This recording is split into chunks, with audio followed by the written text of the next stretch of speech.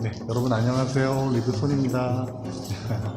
제가 이제 김포공원 롯데몰에 왔고요. 10시 5분 클린트 이스트우드의 그 라스트 미션을 보러 왔습니다. 개인적으로 많이 기다려온 영화고요. 또 이제 클린트 이스트우드라는 또 대배우 겸 또 거장 감독의 영화이기도 하고, 또 이제 그 실화를 바탕으로 한 그 마약 운반과 가족이라는 소재를 어떤 관점에서 다루고 있는지에 대한 궁금함이 있어서 이 영화를 보러 왔습니다. 영화 보고 나서 여러분들과 이런저런 좀 얘기 나눠보도록 할게요. 이제 바로 들어가야 될 것 같네요. 여러분 이따 뵐게요. 잠시만요. 네, 여러분 잘 봤습니다.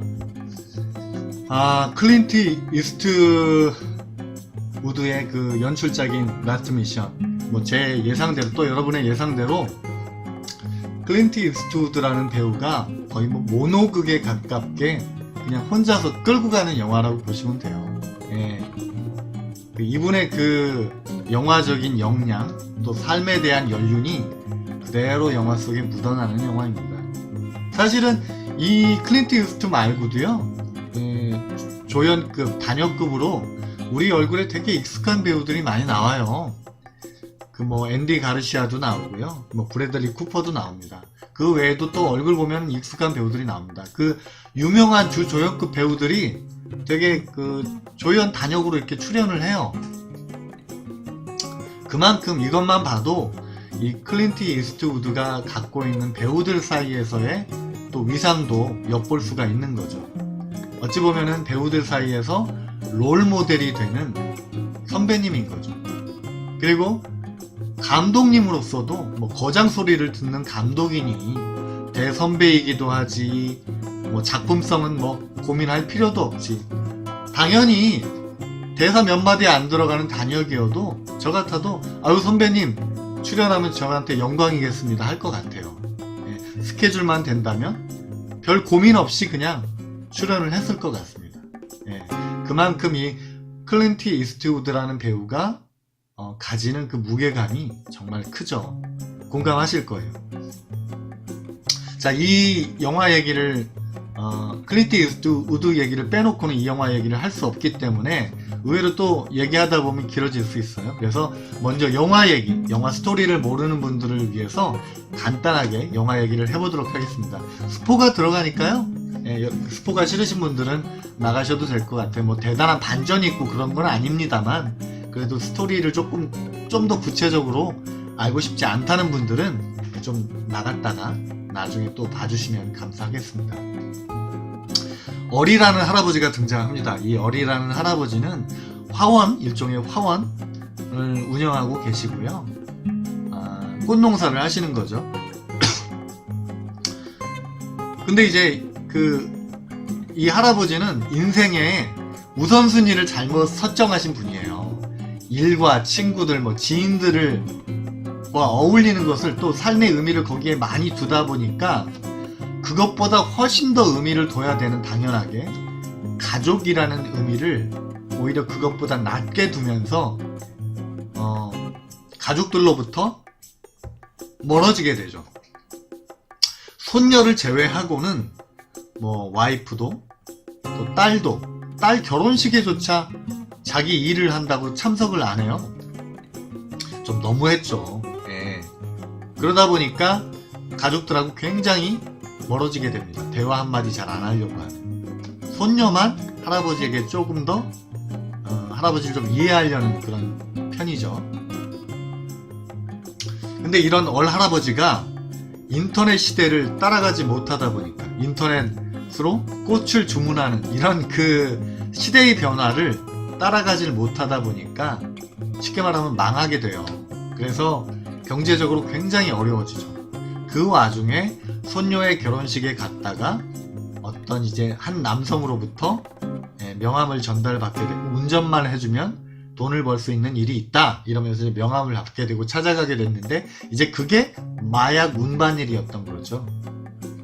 생각보다 많은 돈을 벌게 되니까 클린트 이스트우드는 이제 계속 이 일을 하게 되는 겁니다. 아무래도 돈을 보면은 그 돈으로 인해서 압류된 집도 다시 압류도 풀게 되고, 손녀도 도와주게 되고, 또 주변의 지인, 참전용사회 이런 것도 한국전 참전 용사로 나오거든요. 그래서 뭐 참전 용사 외에 또 돈을 기부하기도 하고 하면서 그 돈 맛을 알게 되는 거죠, 뒤늦게. 그래서 이 마약 운반 일을 점점 하게 되고, 어느 누구도, 경찰조차도 설마 이렇게 90이 다 된 노인네가, 걷는 것도 이렇게 빨리빨리 걷지 못하는 이런 노인네가 설마 마약을 운반하리라고는 상상도 못했기 때문에 전혀 이렇게 걸리지 않고 마약 일을, 운반 일을 아주 순조롭게 하게 됩니다. 그러다 보니까 점점 어찌 보면 인정받는 마약 운반책이 되는 거죠, 조직에서. 그렇게 이제 지내다가 그 일종의 구테타죠. 그 마약 두목이 살해당하면서 되게 깐깐한 또 조직의 그 부하가 두목이 되면서 그 마약 운반일 하는 것이 되게 이제 깝깝해지는 거죠. 이제 예전에는 이 할아버지가 되게 프리하게 운전을 했었어요. 뭐 권총을 들이대도 농담을 던지고 너스레를 떨 정도로 내가 뭐 두려워할 줄 아냐 뭐 이러면서 인생이 얼마 안 남으셔서 그런 건지 전혀 뭐 깡패들을 두려워하지 않습니다. 오히려 막 이러다 보니까 그게 오히려 더 맞았던 거예요. 예, 오히려 더 그런 것이 마약 운반을 하는데 들키지 않게 되는 요인이 됐던 거죠. 그래서 이런 이 할아버지의 성격 때문에 굉장히 즐겁게, 일종의 어찌 보면 좀 한량이죠. 마약 운반일로 번 돈을 펑펑 쓰면서 아가씨들도 만나고 그 나이에 막 인생을 즐기면서 삽니다. 그러다가 이제 상황이 바뀌었잖아요. 그 와중에 와이프가 이제 임종을 앞두게 되는 또 일이 생기면서 마약 운반을 하다 말고 와이프 곁으로 가게 돼요. 옛날에 할아버지라면 일을 했을 텐데 제 인생에서 제일 중요한 것이 가족이라는 것, 그 시간을 되돌릴 수 없다라는 것을 깨달은 이 할아버지는 와이프에게 달려갑니다. 와이프 곁에서 임종을 지켜요. 그것을 계기로 또 딸과도 화해를 합니다. 가족과의 화해가 이루어진 거죠. 하지만 이제 당연히 마약 조직에서 난리가 났겠죠. 운반책이 잠적을 했으니. 죽이려고 했는데 와이프가 죽었다라는 거, 그리고 또 여태까지 잘 해왔던 할아버지라는 점을 감안해서 한 번의 기회를 더 주죠. 근데 그 마지막 그 운반에서 결국에는 마약 그 단속반에 걸리게 되면서 그 마약 운반책으로서의 일이 끝이 나게 됩니다. 그리고 법정에서 이 할아버지가 나는 유죄입니다라고 변호사의 의견과 달리 그냥 순순히 죄를 인정해요. 그래서 감옥에 가게 되고요. 감옥에서 꽃을 가꾸면서 이렇게 행복해하는 얼굴을 보여주면서 영화는 끝이 납니다.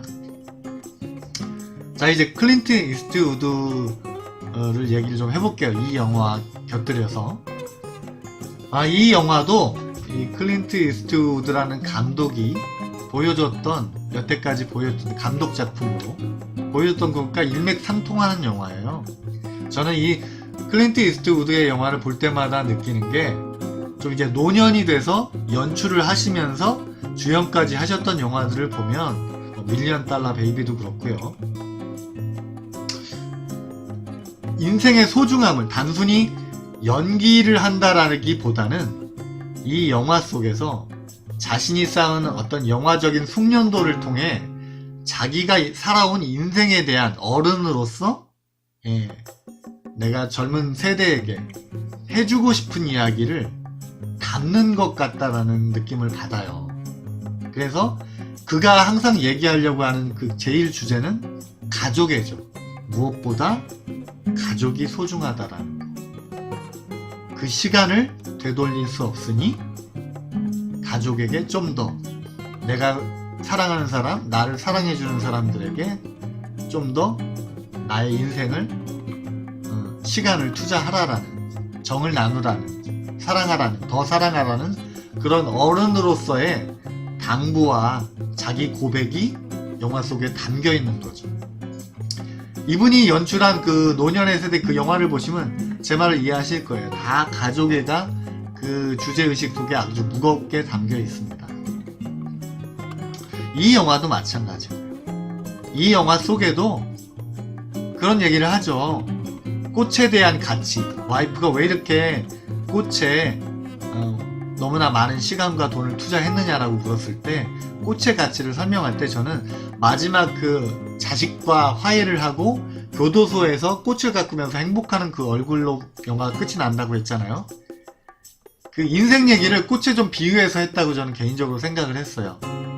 인생도 한 번 살다 가는 것이니 가치 있다. 그러니 이 가치 있는 인생에 가족을 찾아라. 가족의 의미를 놓치지 말아라. 그런 얘기를 하고 싶으셨던 것 같아요. 그리고 맨 마지막에 그냥 나는 유죄요 라고 인정을 하잖아요. 변명하려 하지 않고. 이것이 바로 이 클린트 이스트우드가 대중적인 사랑을 받을 수 있는 저는 근간이라고 봐요. 그게 뭔 얘기냐면 여러분들 우리 사회 진보 보수 얘기 정말 더럽게 많이 하잖아요. 뭔 놈의 진보 보수 얘기가 하루에도 몇 번을 듣게 되는 것 같아요. 뉴스 속에 하루라도 진보 보수 얘기를 안 하는 날이 없는 것 같아요. 근데 정말 진보 보수의 정체를 알고 얘기하는 것지 저는 좀 묻고 싶을 때가 많은데, 자, 편의적으로 그냥 어떤 경향을 나눴다라고 칩시다. 자, 보통 보수라고 얘기하면 좀 나이든 기성세대들을 보통 생각하시잖아요. 근데 여러분, 우리나라에서 말하는 보수가 보수인가요? 예. 여러분 어떻게 생각하세요? 굉장히 왜곡이 됐다고 저는 봐요. 어른답지 못한 어른들이 워낙 많다 보니까 꼰대 이미지가 우리는 강하죠. 젊은이들에게. 나이 든 사람들은 꼰대라는 이미지가 굉장히 강합니다. 왜 그런 이미지가 굉장히 굳어졌을까요? 어른답지 못한 어른들이 많기 때문에 그래요. 제가 이 얘기를 왜 하느냐, 클린트 이스트우드라는 이 할아버지도, 배우도 영화 그 미국 사회에서 주류예요. 주류. 즉 보수란 말입니다. 이 보수 할아버지, 미국 사회에서 성공한 주류라는 이 할아버지가 대중들에게, 젊은이들에게 보여주는 모습이 저는 보수라는 거예요. 어른이라는 거예요. 이 영화를 빗대서 얘기를 해볼까요? 나는 유죄요. 완벽한 인간이 아니단 말이죠. 이 할아버지도. 네? 완벽하면 좋겠지만 인생을 살면서 실수를 하고 그랬을 때 그것을 뻔뻔하게 변명을 늘어놓으면 더 세속적으로 가는 사람이 있는 반면에, 그런 실수를 통해서 인생의 깊이와 인생의 방향에 대해서, 의미에 대해서 진지하게 고민하고 성숙해지는 사람이 있잖아요. 어른으로서 보여주는 거죠. 이 클린트 이스트우드가 영화와 영화 외적으로 보여주는 그 모습은 어른이라는 거예요. 그 사람의 하나부터 열까지가 다 옳고 다 존경할 만하다라는 게 아니라 어른다움이 있기 때문에, 설령 여러 가지 세부적으로 봤을 때 이 사람이 내가 생각하는 것과 다르다 하더라도 존경하게 된다라는 거예요. 예의를 갖추게 된다라는 거예요. 어른답다라는 거. 나는 유죄요.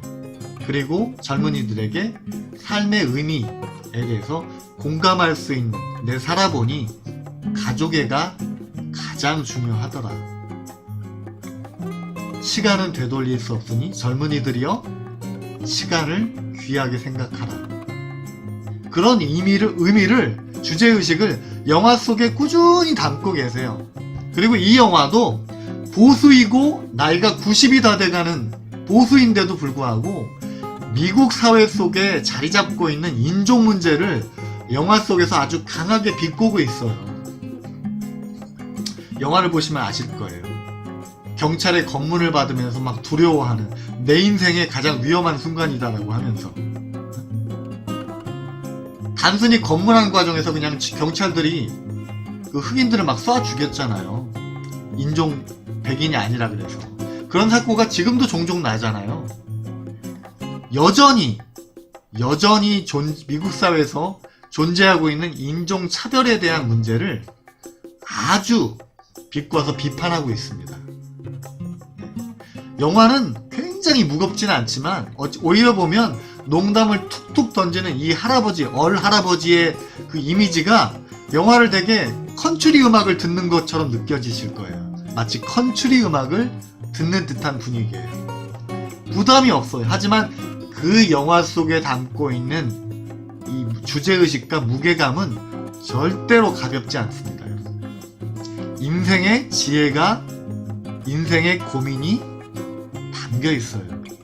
그래서 저는 이 클린트 이스트우드라는 사람이 왜 거장평가를 받느냐, 영화적 기술이 훌륭해서도 되겠지만 이 사람이 건강한 가치관, 어른으로서 또 노년층으로서 이 영화 관객들에게 굉장히 좋은 영향, 영화적인 기능으로서도 아주 훌륭한 영화를 만들고 있기 때문이라고 저는 생각을 해요. 제가 예전에 라스 폰트리에 감독 얘기를 제가 했잖아요. 이 라스 폰트리에 감독 얘기를 제가 왜 했습니까? 건강하지 않은 가치관을 갖고 있기 때문에 거장으로서 인정해 줄 수 없다라고 제가 말씀드렸잖아요. 우리 사회에 절대로 좋지 않은 영화이기 때문에 그 영화가 아무리 미장센이 훌륭하고 멋진 화면을 만들어낸다 해도 영화적인 숙련도가 상당히 높다 해도 거장으로서 인정할 가치가 없다라고 제가 말씀을 드렸던 거예요. 클린트 이스트우드는 그런 면에서 확고한 삶의 주관을 갖고 있는 분이기 때문에, 또 그리고 그 주관이 우리가 충분히 가치를 평가해 줄 만한, 배울 만한, 어른으로서 존경할 만한, 예우를 갖출 만한 어른의 모습을 갖추고 있기 때문에, 그 주제의식을 보여주고 있기 때문에, 숙련된 영화 완성도로 보여주고 있기 때문에 충분히 거장으로 평가할 만한 분이다, 이렇게 저는 말씀을 드리고 싶네요. 저는 이 영화를 보기 전에 사실 그 마약 문제를 어떻게 가족애라는 것과 이렇게 다룰 때 어떻게 다룰까, 너무 현실적으로 다루다 보면 마약이 지니는 그 사회적인 그 폐해를 너무 가볍게 보는 거 아닐까. 이 미국 영화들 보면 마치 마약하는 거를, 젊은 세대들이 마약하는 거를 굉장히 너무 이렇게 가볍게 다뤄서 마약에 대한 거부감을 굉장히 낮춰주는 악영향을 주는 부분이 있잖아요. 솔직히 마약이 별것 아닌 것처럼 느껴지게, 일종의 그런 거죠. 이 할아버지의 그 마약 운반이라는 그 범죄를 어찌 보면 너무 이렇게 코믹하게 또는 가볍게 다루다 보면 마약 운반이 대단한 것이 아닌 것처럼 또 느껴지는 그런 부작용이 있지 않을까라는 걱정 때문에 어떻게 다루셨을까라고 생각했는데, 역시나 이분은 나중에 나는 유죄입니다 하고 당당한 게 아니라 당연하게 그 대가를 치르시잖아요. 가족들 앞에서 변명하는 모습 보이지 않고 내가 잘못 살아온 것에 대해서, 내 범죄에 대해서 당당하게 유죄라고 이야기를 하고 그 대가를 치르는 모습을 보여주잖아요. 예. 그렇게 선택을 하신 거죠, 이 주제의식을. 영화는 되게 컨츄리하게 보여지지만 결과적으로는 그 마약 문제를 가볍게 다루시지는 않으셨다, 다행히. 예. 역시 이스트우드 옹이시다, 그렇게 생각하고 싶네요. 예. 정말 여러분들 안 보셨다면 보세요. 이 영화 간단한 좀 팁을 더 드리면, 제가 말씀드린 건 좀 가볍게 표현을 했기 때문에 그 할아버지가 툭툭 던지는, 총을 들이내도 눈 하나 깜빡하지 않고 그냥 너스레를 떨어버리거나 농담을 툭툭 던지는 그 농담 속에 삶의 지혜가 있는 이런 대사들이 되게 맛깔스럽게 들어가 있고요. 전혀 과장되게 느껴지지 않습니다. 그리고 약간의 노출신들도 있어요. 할아버지가 그 마약 두목을 만나서 마약 두목이 또 여자로서 이렇게 그 사람을 대접을 하는 이런 장면들도 잠깐 나오는데, 하여튼 그 여러 가지로 오락적인 영화로서도 여러분들이 충분히 지겹지 않게 볼 수 있는 영화고요. 그 주제의식도 되게 건강한 영화입니다. 그러니까 꼭 보시길 바래요. 네, 이 영화의 평점은 저는 10점 만점에 7점을 드리고 싶네요. 네, 엄청난 명작이다, 뭐 작품성이 엄청나다 이런 얘기는 드릴 수 없지만 여러분들이 기분 좋게 영화관을 나올 수 있고 또 약간의 여운을 가지고 나올 수 있는 그런 영화라고 말씀드리겠습니다.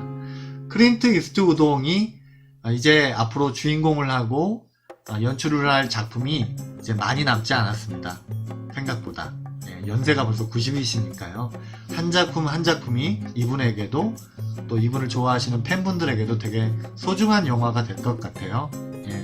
이제 곧 은퇴를 결심하게 되시지 않을까. 정말 뭐 체력 관리 하신 거 보면 체력 관리도 정말 프로시네요.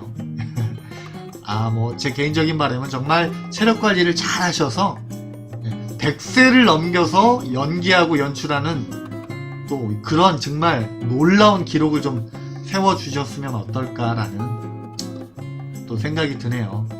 그렇게 되길 바라겠습니다. 화이팅! 클린트 할아버지, 이스트우드 할아버지, 화이팅! 자, 오늘 영화 리뷰 여기까지고요. 여러분 이 영화 꼭 보시기 바랍니다. 다음에도 또 좋은 영화로 또 이렇게 재미난 리뷰로 여러분들 찾아뵙도록 노력하겠습니다. 감사합니다.